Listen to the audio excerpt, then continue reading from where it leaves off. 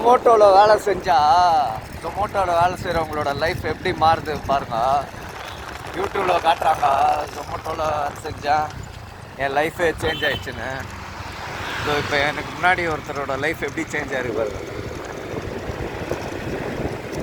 ஜொமோட்டோவில் வேலை செஞ்சு கட்சியில் உப்பாள்ற நிலைமைக்கு ஆகிட்டுக்கிறாரு. சரிதா, இந்த மாதிரி நிலைமை யாருக்குமே வரக்கூடாதுண்ணா லைஃப்பில். புரியுதுங்களா? ரொம்ப மோசமான நிலைமை சார். பார்க்கறதுக்கே பெஜாராக இருக்குது.